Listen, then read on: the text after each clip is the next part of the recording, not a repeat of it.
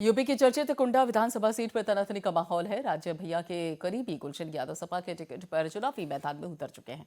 3 दशक से सियासी विरासत संभालने वाले राजा भैया क्या मुश्किल में पड़ गए हैं।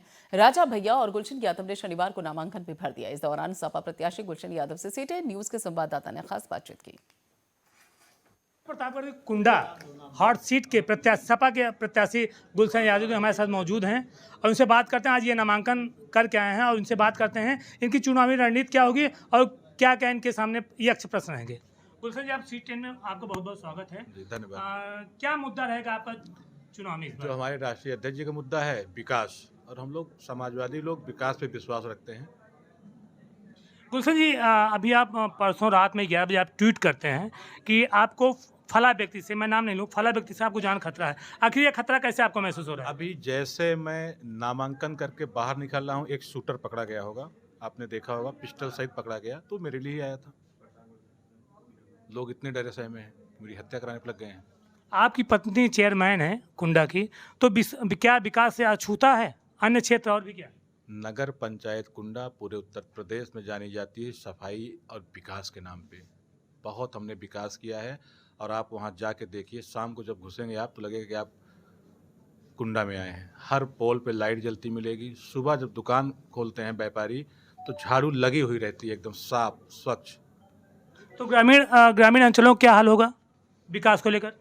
रोड अच्छी बनेंगी, पानी की टंकी बनेंगी, तार जो जर्जर हैं चेंज हो जाएंगे, जो जहाँ 100 kV है, जहाँ 250 की ज़रूरत है वहाँ 250 ट्रांसफार्मर हो जाएगा।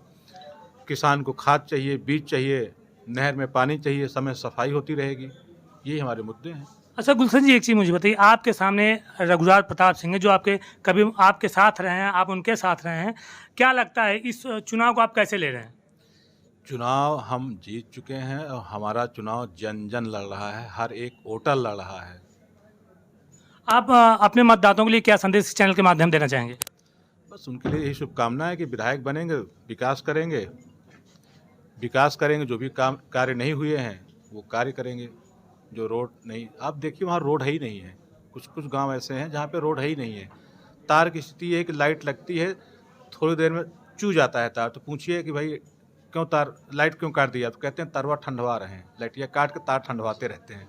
ये स्थिति है कुंडा की। एक आपका वीडियो बहुत वायरल हुआ, एक मंच पे आप कई बातें कही रघुराज प्रताप सिंह के बारे में। ऐसा क्या लगता है आपको कि वो दबंग हैं, क्या हैं? इस बारे में आप क्या कहना चाहेंगे? दबंग जनता बनाती है, कोई दबंग नहीं होता है।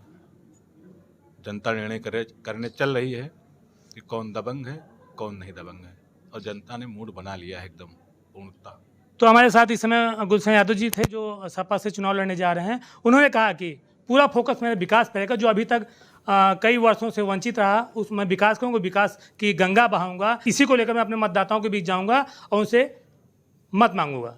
कैमरा पर्सन विनय के साथ पवन सिंह, C10 प्रतापगढ़।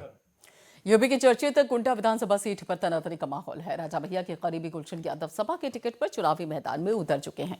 3 दशक से सियासी विरासत संभालने वाले राजा भैया क्या पड़ गए हैं मुश्किल में। एक तरफ प्रतापगढ़ के मसीहा तो दूसरी तरफ सभी सियासी दलों ने टक्कर देने के लिए प्रत्याशी मैदान में उतार दिए हैं। राजा भैया के खिलाफ सपा ने सीओ जियाउल हक के हत्याकांड के मुख्य आरोपी गुलशन यादव को कुंडा सीट से चुनावी मैदान में उतारा है। वहीं भाजपा ने सिद्धेश्वर मिश्रा पर भरोसा किया है। बसपा से मोहम्मद फहीम उर्फ पप्पू भाई जीत का फरमान लेकर कुंडा के चुनावी अखाड़े में कूद गए हैं। रिपोर्ट देखिए। उत्तरी विरासत के राजा रघुराज प्रताप सिंह ने साल 1993 में राजनीतिक सफर की शुरुआत की। महज 24 साल की उम्र में राजा भैया पहली बार निर्दलीय विधायक बने। इसके बाद 1996 से लगातार 6 बार विधायक चुने गए। 2018 में राजा भैया ने जनसत्ता लोकतांत्रिक पार्टी का गठन किया। 2022 में किसी पार्टी से गठबंधन न होने की वजह से 100 सीटों पर अकेले चुनाव लड़ने का संकल्प लिया। कुंडा सीट पर 3 दशकों से राजनीतिक पार्टियों ने पुरजोर कोशिश की, लेकिन असफलता हाथ लगी। 2022 के विधानसभा चुनाव में राजा भैया के खिलाफ राजनीतिक पार्टियों ने मजबूत प्रत्याशी मैदान में उतारे हैं।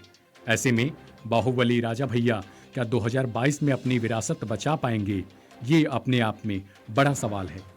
राजा भैया का मुकाबला करने के लिए बीजेपी ने चुनावी मैदान में सिंधुजा मिश्रा को उतारा है। सिंधुजा मिश्रा के पति शिव प्रकाश 2 बार राजा भैया के खिलाफ चुनावी मैदान में उतर चुके हैं। शिव प्रकाश को दोनों बार हार का सामना करना पड़ा। बीजेपी ने इस बार सिंधुजा मिश्रा पर भरोसा किया। दरअसल सिंधुजा मिश्रा लखनऊ यूनिवर्सिटी से एमए, बीएड और एलएलबी करने के बाद हाई कोर्ट में वकालत की। उन्होंने 2009 में बसपा के समर्थन से कोऑपरेटिव बैंक का चुनाव लड़ा था। इतना ही नहीं, राजा भैया के करीबी को हराकर जीत भी दर्ज की थी। सिंधुजा साल 2012 में बसपा के टिकट पर अपनी किस्मत आजमा चुकी हैं, जिसमें उनके हाथ निराशा लगी थी। इस बार सिंधुजा मिश्रा राजा भैया का मुकाबला करने के लिए चुनावी मैदान में उतर चुकी हैं। गुलशन यादव का सियासी सफर राजेंद्र यादव हत्याकांड के बाद शुरू हुआ। गुलशन ने प्रधान पद से सियासी सफर की शुरुआत की। 2011 में कुंडा नगर पंचायत के चेयरमैन बने। 2017 में जेल में रहकर नगर पंचायत के चुनाव में जीत दर्ज की। 2022 में राजा भैया को हराने के लिए सपा ने गुलशन यादव को अपना अर्जुन बनाया है। हालांकि क्या वो सपा के लिए अर्जुन की भूमिका निभा पाएंगे, ये 10 मार्च को ही सामने आएगा। बात करें कुंडा विधानसभा के आंकड़ों की तो इस विधानसभा में कुल मतदाताओं की संख्या 3,56,000 है। इनमें पुरुष मतदाताओं की संख्या 1,91,000 है, जबकि महिला मतदाताओं की संख्या 1,65,000 है। कुंडा विधानसभा के जातिगत आंकड़ों की बात करें तो अनुसूचित मतदाता 75,000, मुस्लिम मतदाता 55,000, यादव 50,000, ब्राह्मण मतदाताओं की संख्या 40,000 और क्षत्रिय 20,000, साथ ही वैश्य 15,000 व अन्य पिछड़ी जातियां 15,000 के पास हैं। कुल मिलाकर कहें तो भद्री विरासत पर सभी राजनीतिक पार्टियों की निगाहें टिकी हुई हैं। प्रत्येक दल से मजबूत प्रत्याशी को चुनावी मैदान में उतारा गया है, तो सपा ने राजा भैया के सारथी का उपयोग कर लिया। अब कुंडा सीट का चुनाव राजा भैया वर्सेस गुलशन यादव के रूप में देखा जा रहा है।